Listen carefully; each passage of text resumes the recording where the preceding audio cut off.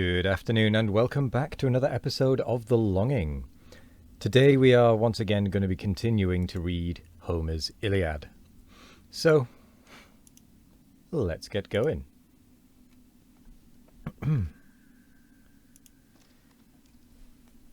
Thus prayed the chief his unavailing prayer.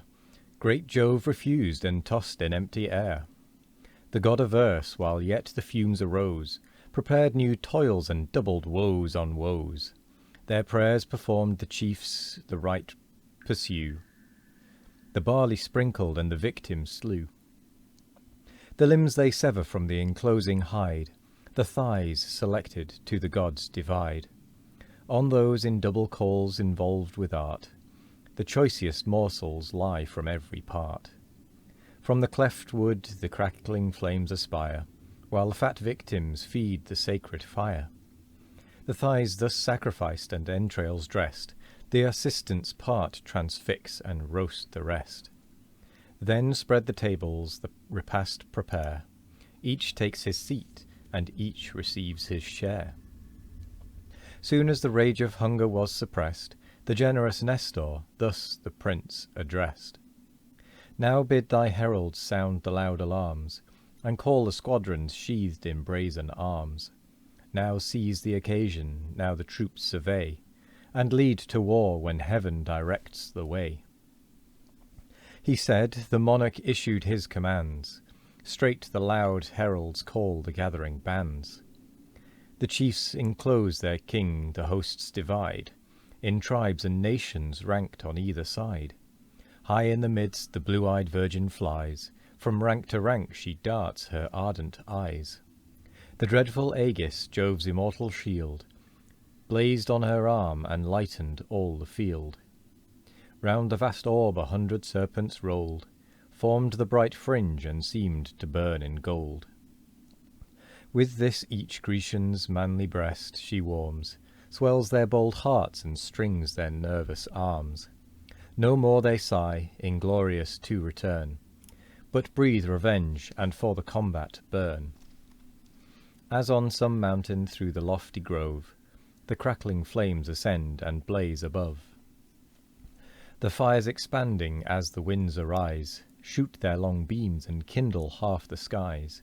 So from the polished arms and brazen shields, a gleamy splendour flashed along the fields.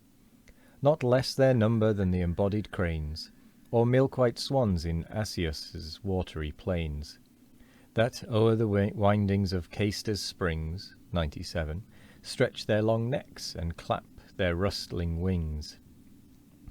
Now tower aloft and course in airy rounds, now light with noise the field resounds. Thus numerous and confused, extending wide, the legions crowd Scamander's flowery side. 98. With rushing troops the plains are covered o'er, and thundering footsteps shake the sounding shore. Along the river's level meads they stand, thick as in spring the flowers adorn the land, or leaves the trees all thick as insects play, the wandering nation of a summer's day. That, drawn by milky streams at evening hours, in gathered swarms surround the rural bowers. From pale to pale with busy murmur run, the gilded legions glittering in the sun. So thronged, so close, the Grecian squadrons stood, in radiant arms and thirst for Trojan blood. Each leader now his scattered force conjoins, in close array and forms the deepening lines. Not with more ease the skilful shepherd swain collects his flocks from thousands on the plain. The King of Kings, majestically tall, towers o'er his armies and outshines them all. Like some proud bull that round the pastures leads his subject herds, the monarch of the Medes. Great as the gods, the exalted chief was seen, his strength like Neptune, and like Mars his mien. 99. Jove o'er his eyes celestial glories spread, and dawning conquest played around his head. Say virgins seated round the throne divine, all-knowing goddesses, immortal 9. 100.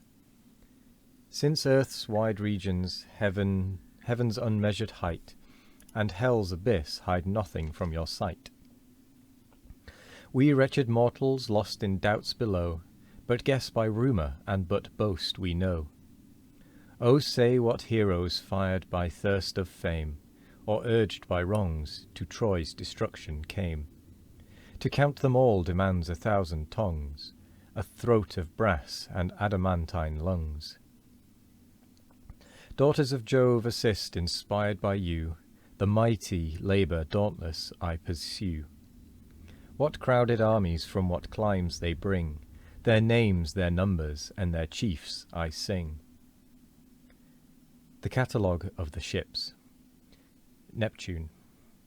The hardy warriors whom Boeotia bred, Peneleus, Letius, Prothoenor led. With these are... Oh dear, this is going to be a lot of hard words. With these are Ciliaus and Clonius stand, equal in arms and equal in command. These head the troops that rocky Aulis yields, and Eetion's hills and Hyres' watery fields. And Scoenus, Skolos, Graea near the main, and Mycalesia's ample piny plain. Good grief.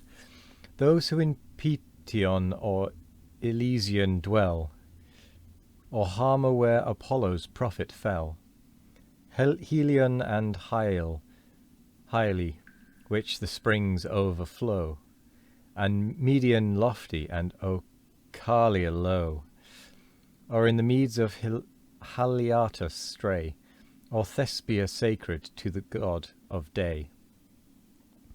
On Cestius, Neptune's celebrated groves, Cope and Thisbe, famed for silver doves, for flocks Erythrae, glisser for the vine, Platea green and Nysa the divine, and they whom Thebe's well-built walls enclose, where Maid Eutresis Coronae rose, and Arne rich with purple harvests crowned, and Anthedon Boeotia's utmost bound. Full 50 ships they send, and each conveys twice 60 warriors through the foaming seas. 102. That was a very difficult passage there. I've never heard most of those names. To these succeed Aspledon's martial train, who plough the spacious Orchomenian plain. 2 valiant brothers rule the undaunted throng, Ealmen and Ascalaphus the strong, sons of Astioch the heavenly fair, whose virgin charm subdued the god of war. In Actor's court she retired to rest, the strength of Mars the blushing maid compressed. Their troops in 30 sable vessels swept, with equal oars the hoarse resounding deep. The Phoenicians next in 40 barks repair, Epistrophus and Schedius head the war.